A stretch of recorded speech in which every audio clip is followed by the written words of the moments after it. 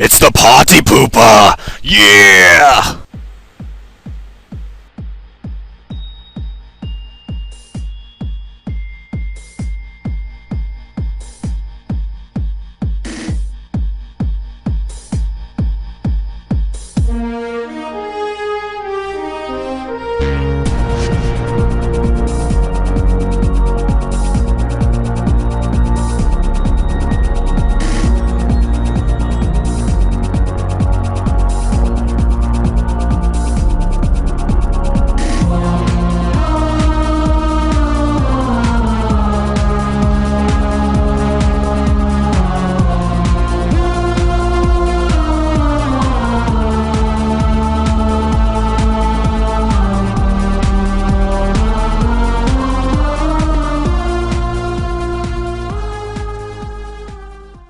Hello and welcome to Foundry Files. I'm Admiral Murphy.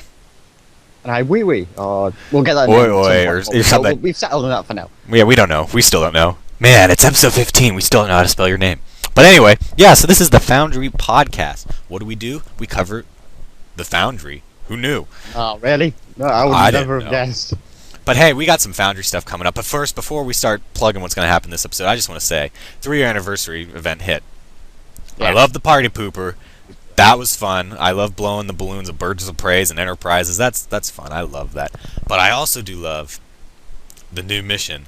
I just want to say, thumbs up, Cryptic. I love having new story mission anytime.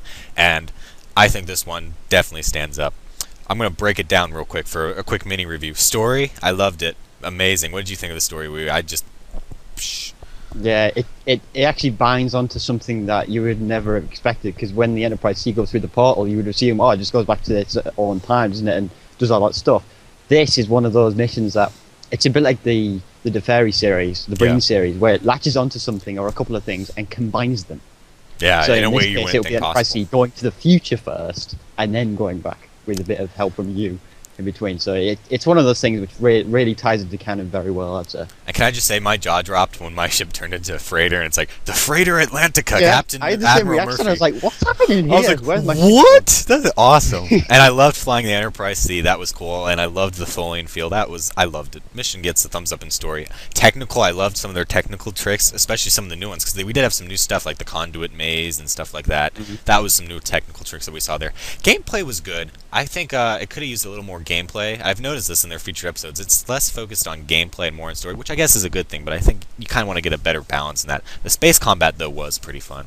But there is a couple of things in that mission that I like. The one thing, because when we pass through the maintenance tube, in every other mission, you never see your character crawl through the maintenance tube. I was like, oh, this is going to transition to the map, and all of a sudden you see your character in a cutscene crawling through. I was like, this is a first. That's actually pretty good. Yeah. So seriously, Cryptic, do more of these. I like Highlight of the mission is not actually seeing the ship, but flying it. Yes. You fly Enterprise C. Right. Don't bother trying to get all the gear on it. It's Mark 12 purple, but it's fused. It's bound to that ship, so don't bother. Yeah, I remember opening it up. I go, holy crap! There's all this gear. I didn't try though. I should have. But yeah, of course, it's beautiful. Different things. I mean, you would think you could get a Mark 12 purple field generator for free, but you can't. It's bound to the Enterprise C. But yeah, it was a great mission overall, I'd say. You know what? That's the highlight. I actually did the Q thing at Starfleet Academy. I didn't like it. I was like, oh, I hate this. This is terrible. I was like, this mission better redeem it. It did. So I have to replay the mission again because I loved it. That was fun. But so anyway, in Foundry stuff this week, because there's some stuff going on. Not much. It's kind of quieted down this week. But we did get a patch to the Foundry. We'll cover what happened there. A little bit of an update on our little big discussion we've been having. Yeah, little big discussion. On the review system and how that's been contaminated with grind missions. We won't be getting to the feedback you guys have been giving us over on forums and stuff like that. This week we're going to do that next week just to kind of keep our eyes on what's going on, because it does seem like stuff's changing. We're going to give the devs another week to see if anything does change before we cover what's been said. Besides, it'll give people another week to try and send in different comments as well. So. Yep. And then in quick tips, I'll cover creativity and some tips into making your mission more creative and more wow moment stuff in it. And then we will be reviewing Spectres Part 6 this week, because, come on, Davidian's awesome. But anyway, why don't we get into Foundry News? Sounds good.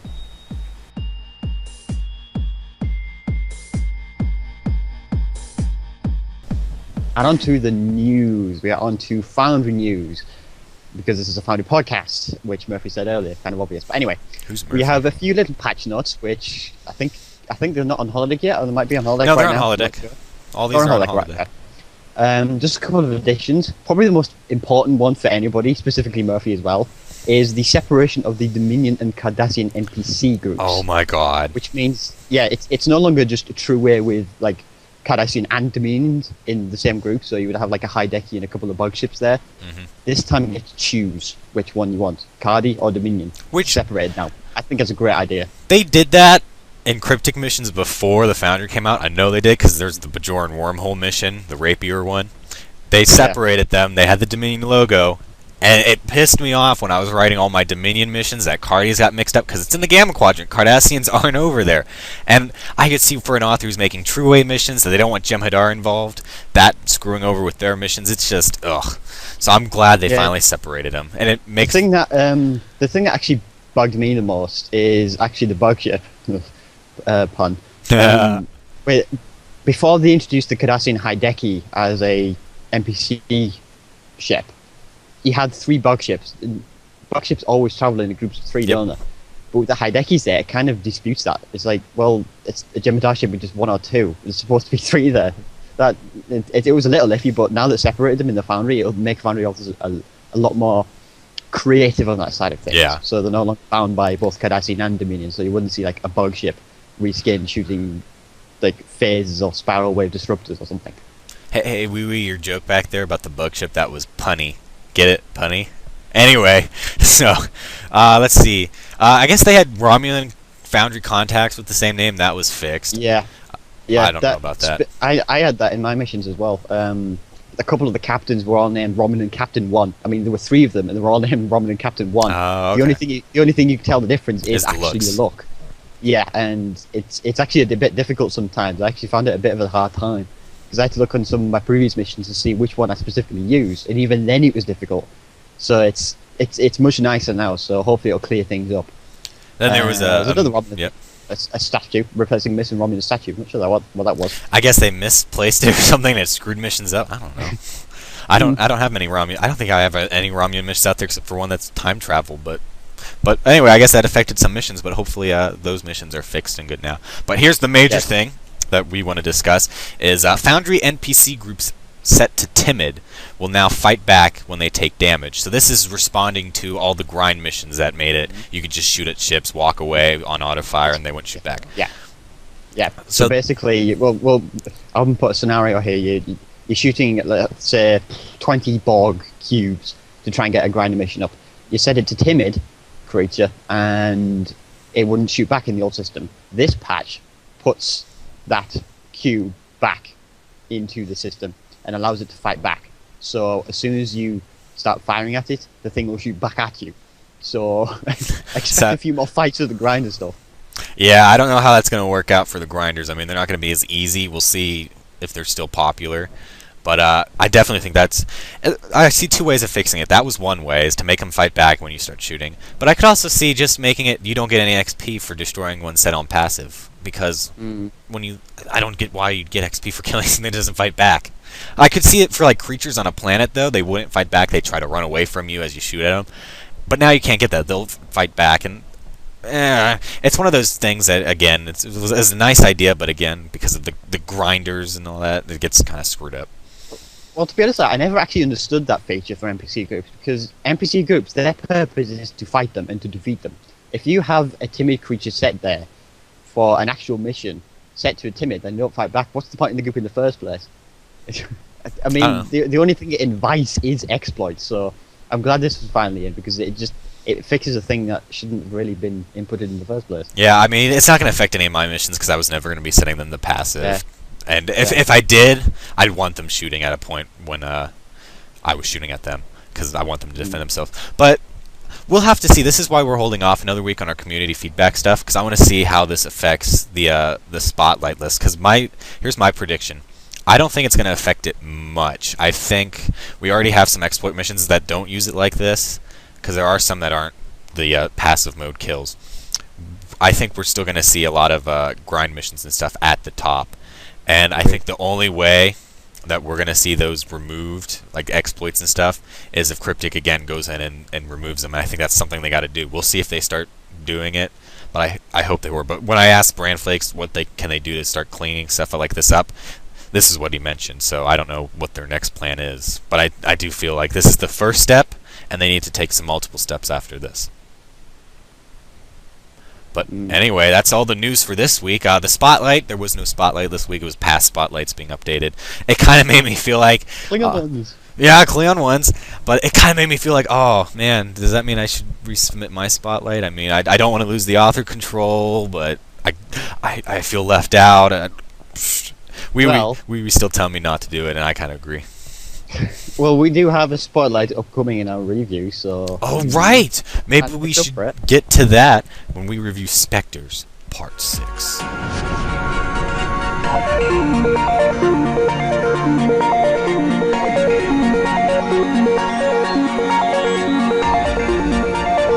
And this week we're reviewing Spectres Part 6. It has 3,906 plays, a star rating of 4.26, and it is the winner of Foundry Challenge number 5 to create the 6th part of one of the feature episode series produced. So, yeah, we've covered this mission quite a bit in the news because it was spotlighted after it won the contest, and let me just say, this was a fun mission to play, and we're going to, you know what, let's just roll right into it because I love this mission. The mission picks up at the end of the Davidian series, where a future version of Franklin Drake has traveled back in time to have you fix something you screwed up on your mission back to Drozana in the 23rd century. The Reuben James goes missing after your mission to the past, when it shouldn't have, and now you must travel back in time to save that starship from being lost forever. The plot is an excellent continuation to this series. Having it take place during the events of Episode 5 is fun. I mean, that's just great for a time travel mission, and it really nails down that fun time travel feel because...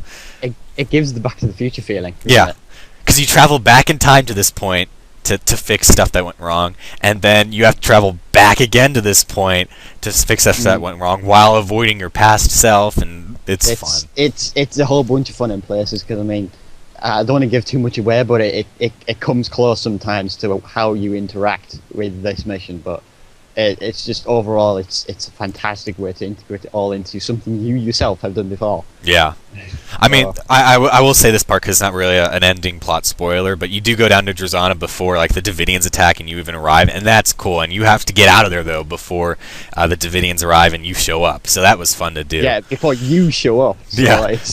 Because of course, as soon as you beam down to mission 5, you just face the Davidians and you're gone. You didn't see your past self. In this mission, you have to try and make sure you're gone by the time you arrive, if that makes any sense. Yeah, because you don't want to affect the timeline any more than it has been. So they kind of also touchstone. I just want to mention this because I didn't have this in my touchstoning notes. They kind of touchstone on the Krenim guy, how they were always trying to get the 100% restoration to the timeline. That's your goal, but you only get to like. You never get to 100. It never happened in the show, so of course you're not going to get to 100, but you want to get as close as you can, meaning you don't want to interact with your past self, because of course that's not going to get you close to 100% at all. Now, just as a quick note, those of you who are unfamiliar what the Reuben James was, that was the Constitution ship you effectively disabled at the beginning of Mission 5. When you took the whole slingshot around in your holographic Astrozana, that Constitution was the Reuben James. That's the ship that you're trying to make sure it is alive by the end of the mission. Yeah, because of you disabling it, it kind of got blown apart by the Cleons, lost, and stuff like that. But anyway, it's your fault. Yeah, it's technically your fault, so you gotta go fix it. But anyway, the characters are great, are good in this mission. It's nice to see them again in this Foundry Part 6 mission. But again, it's not really the author's creation of the characters. He's kind of expanding on the characters you met in the series, which is good. I enjoyed seeing the characters like Cassidy, I believe her name was again, and the Orion slave girl who's like, "Oh, this is my captain, I love you," and the bartender and all that stuff. And you don't get to see Scotty though, but there's like a story reason why he's down on the lower decks before the events of the mission take place. It also because of licensing reasons as well. Yeah. Nobody's allowed to put it in the Foundry, and there's actually a good workaround for that. He's like down on the maintenance levels doing something, which actually is an unstarting. You've already been down to the maintenance levels, so he's down there himself, and it's also a way to get him not into the mission, because of course the author can't do that. So I found that a very good workaround in 2 instances actually. The dialogue was really well written too in this mission. because you get a lot of it. This is a little more dialogue heavy Oh than yeah. your standard mission. And, of course, people who don't like reading a lot are going to be like, ah. But it's written very well. The plot already keeps you into it because, of course, the Davidian series, if you enjoyed that, this is great. Time travel, if you enjoy that, it's already great. But he keeps the dialogue interesting and fresh for every new character that introduces into the mission. Perfect canon usage and touchstoning, of course, because it is a continuation from the Davidian series. And he did some really great touchstoning onto Part 5, because there's a point in the mission where you go up to the bartender who's like talking with the Cleon, and they pretty much say the answer to the puzzle in some interesting way that you have to do. Remember when you mix the drinks and you add the honey and stuff? It's basically touchstone perfectly in this mission. Yeah, this Cleon pretty much says exactly the kind of drink you give to Cassidy in Mission 5. It's of the hilarious. Davidian series. It's I like, love it. what are the odds of that? Seriously, come on. And then there were no grammar issues. There was one spelling issue. Driffin's Comet was spelled wrong in the beginning area of the mission. It was like Driftin's Comet, so you just want to go check that because, of course, that's a major plot point in the story is Driftin's Comet. It's drifting, not drifting. Yeah. But it does drift, but never mind. Anyway, story scored a perfect 9, tied 4th place with City of the Palmar Ree. Hey, look who called another tie. But, oh dear. So on to technical now.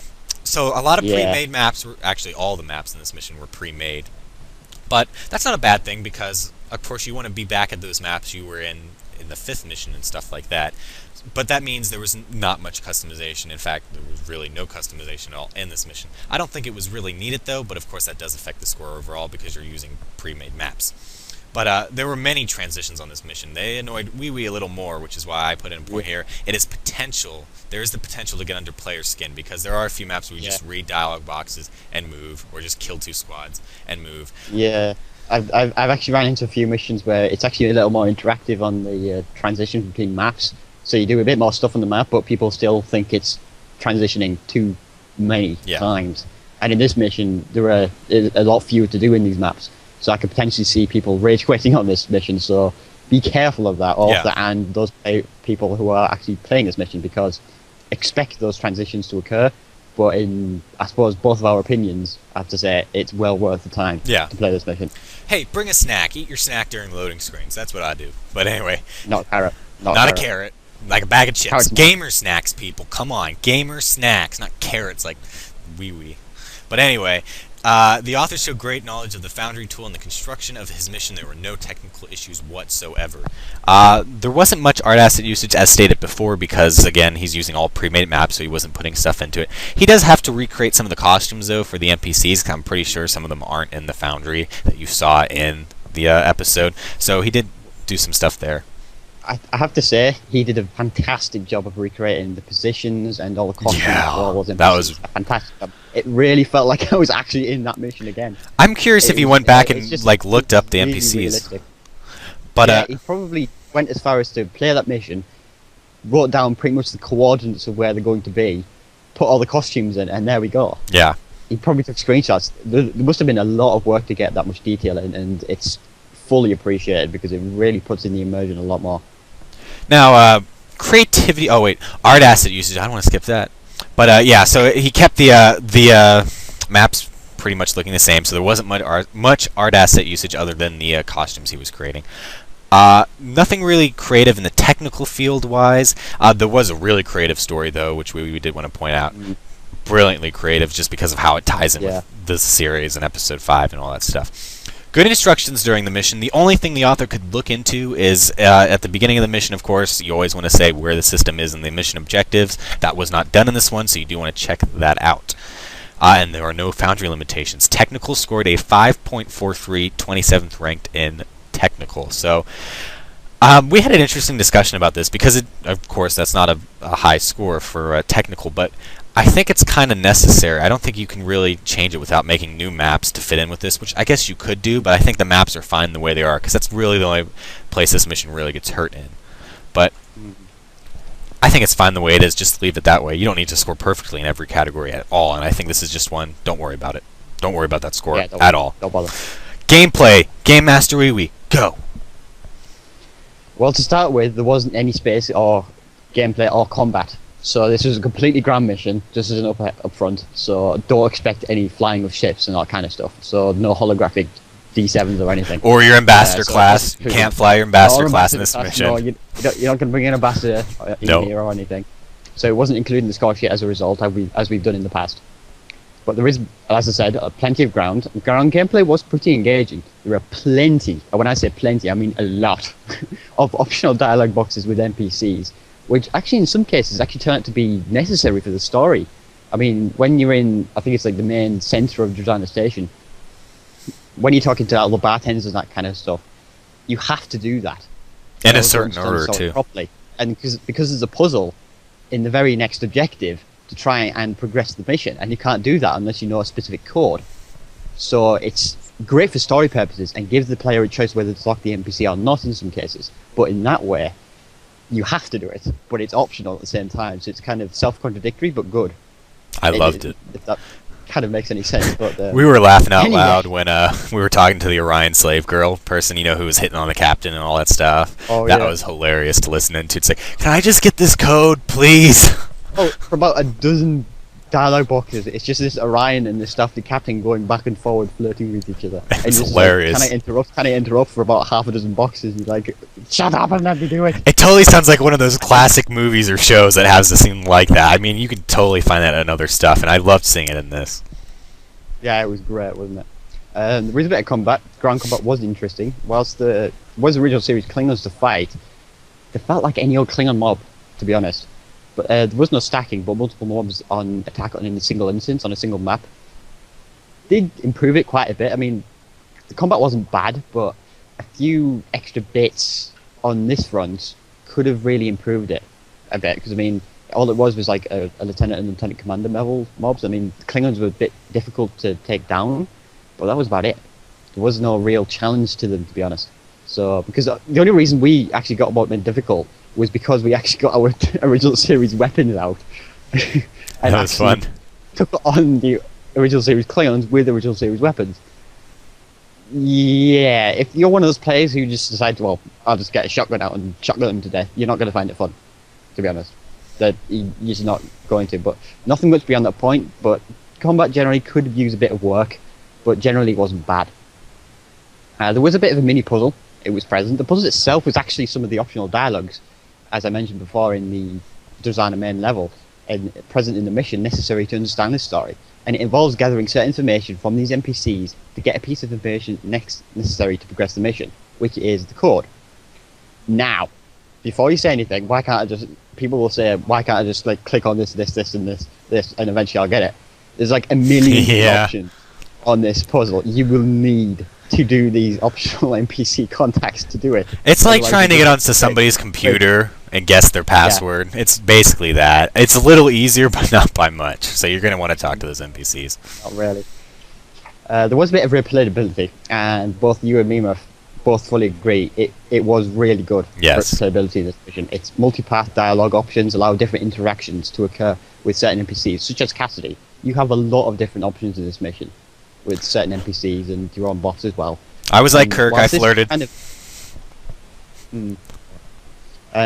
Whilst this was kind of the limit of replayability, it gives a good sense of choice throughout the mission. Combining this with branching dialogue options within the mission, it's a good mission for replay story purposes also. So not only is it an addition to the Davidian series, and you can potentially do this after the series, but you can also replay this mission whenever you want. Because of course it links into Mission 5, it has multipath dialogue and all that kind of stuff. It's just fantastic in terms of replayability in both our Yeah. Can I just add in real quick? Also, there's something I don't think it was mentioned in here. Accolades. He actually gives you accolades throughout the mission. So as I said, I flirted with Cassidy. I got like the Legacy of Kirk accolade or something like that, and that was just cool. I mean, it's not going into your accolades, but it says in the mission, you just earned this. It's not an actual accolade, but it's something which could be implemented if people and if Foundry authors were enabled to actually present accolades to all that kind of stuff. Kind of an issue subject, which we'll probably discuss something in a future Foundry Files episode. But in this turn, it's a great idea to put accolades in this mission right now because it's fun. It's just brilliant. It's brilliant doing all those different options, and that's even more of a reason actually to replay it because those different options will present different accolades. Overall, gameplay scored an 8.4, which scored it in a very high third place. Yeah, for the gameplay that's offered in this mission, it's really good. Especially, I think it's really getting a high score just because the non-combat aspects are really fun, and you get tons of options.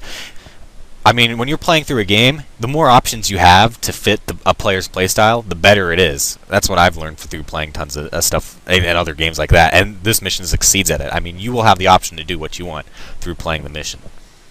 But what do we say overall here, Wee Wee? What do we think of Spectres as a conclusion to the Davidian series? Well, overall, whilst the technical did have limitations in how the mission is designed, it's a great story mission to add onto the Davidian series that any time travel fan will love.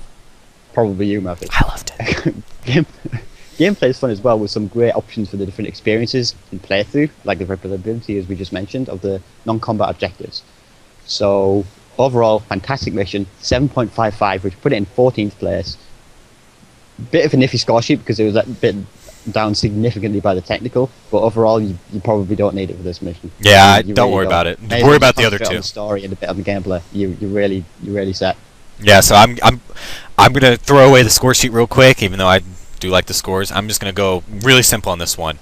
I give it a recommend. You must play it because it is awesome. The story's great. It ties in with the Davidian series. You just need to check it out because, hey, it ties in with some of the main core Stowe gameplay, and it's fun. Great mission to play, so go check it out. Hey, but before we leave you guys, quick tips.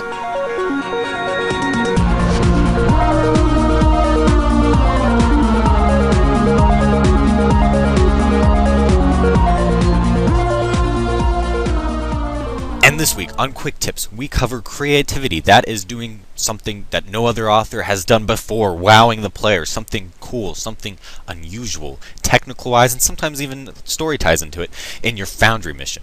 So do something that's never been done before is the best way to show creativity.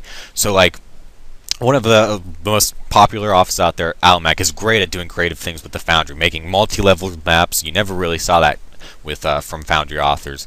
So stuff like that is amazing at showing off the creativity skills of a Foundry author. Also transitions, where you transition from maybe a map to a map without a loading screen by making stuff appear and disappear. That was also showing creativity off because before nobody had done that. So again, jaw-dropping maps are a great way to show off creativity, and also moments that kind of go wow, surprises and triggers. That is a really good way to show off your technical skills, but also creativity. Say you have a huge explosion that just shocks the player. It's going to be like, whoa, look at this huge explosion that this author created. That's going to be something that can boost your creativity score in ours, and it's just a great way to wow the player, because wow moments really stick in a player's head when playing through a mission. Include a creative moment in your Foundry mission. This really makes it stand out from other missions, and it's a great way for a player to remember your mission, so that when they hear the title of your mission, they go, oh yeah, it was that mission with the cool explosion when the Undine ship came out of fluidic space, and then dribbles flew everywhere, and stuff like that. That will be one of the things that one of your players will most remember about your mission. And then they'll remember the other stuff, like the amazing story or the gameplay. So creativity is a really great thing to focus on, and it's probably my #1 favorite thing to look at in our technical section on the score sheet. But hey, there's some tips to creating some creative moments in your technical area.